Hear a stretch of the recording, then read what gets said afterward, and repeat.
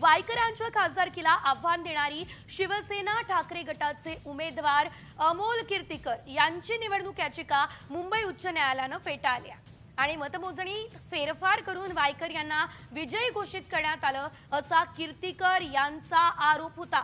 न्यायमूर्ती संदीप माने यांच्या एकलपीठाने मात्र आता निर्णय दिलेला आहे।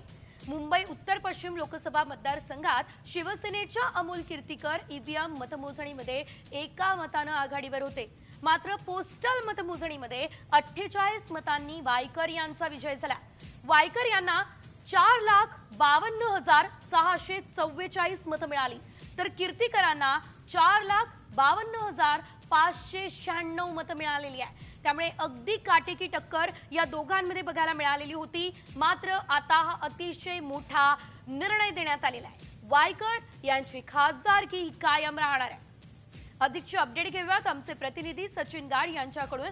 सचिन, आपण बघतोय खरं तर वायकर यांची खासदारकी जाणार का हा मोठा मुद्दा होता, मात्र त्यांना दिलासा मिळतोय। सविस्तर अपडेट। नक्कीच मुंबई उच्च न्यायालयाने रवींद्र वायकर यांना मोठा दिलासा दिलेला आहे। त्यांच्या विरोधात अमोल कीर्तीकर यांनी दाखल केलेली निवडणूक याचिका ही मुंबई उच्च न्यायालयाने फेटाळलेली आहे। याचिकेत कीर्तीकरांचा दावा होता की वायकरांचा विजय हा निवडणुकीत फेरफार करून देण्यात आला होता आणि त्या संदर्भात त्यांनी याचिका दाखल केली होती। विशेष म्हणजे ईव्हीएम मतमोजणीत अमोल कीर्तीकर यांना एका मताची आघाडी होती, मात्र जेव्हा पोस्टल बॅलेटचं काउंटिंग करण्यात आलं तेव्हा मात्र वायकरांना 48 मतांनी विजय घोषित करण्यात आलं। त्याच विरोधात अमोल कीर्तीकर हे उच्च न्यायालयात गेले होते, मात्र त्यांची याचिका ही उच्च न्यायालयाने फेटाळून लावली आहे।